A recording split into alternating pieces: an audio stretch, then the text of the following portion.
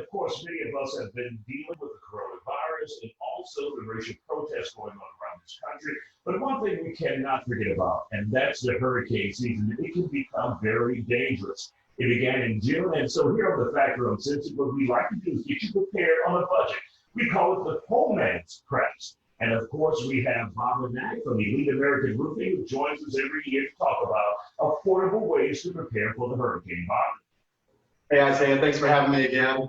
Some of the affordable ways to prep for hurricane season is just like I've spoke about, or we've spoke about over the last couple of years, is you can go to your local Dollar General store, your grocery store. As you can see to my right, I found a few items that you can get at a less expensive ways.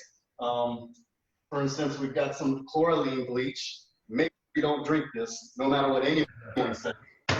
If the power goes out, you can go ahead and get some candles or some flashlights. Make sure you got batteries. Make sure you got matches or lighters. Basically, the local water source gets contaminated. We've got some water here. We've also got some canned goods. Isaiah's favorite Vienna sausages over there. My favorite. Hey! We've got some Reese's peanut butter cups. Also, like I said, we've got some batteries. You can also get little power packs for your electronics, like your cell phone, like at Best Buy, and I think CVS and Walgreens carry those as well. Now, one of the things I'm always interested in, because it's very affordable, I mean, it's basically free. You can take a trash bag and fill it with heavy, wet clothes, seal it up with some duct tape, and put it outside your house to make sure you don't flood, right?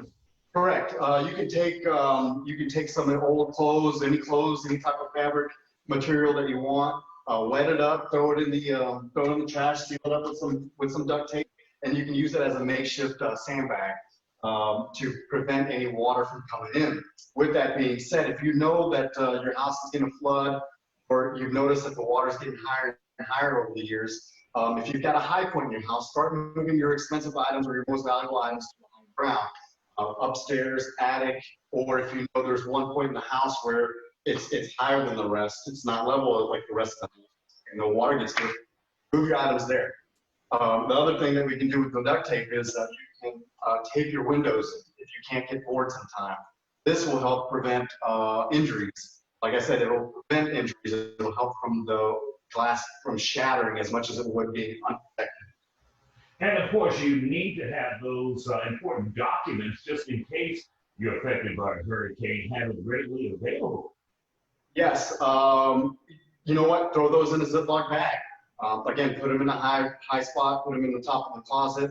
If you've got someone that you trust, a family member, friend, try to keep them over there. I'm sure they'll let you do that as well. You want to hang on to those.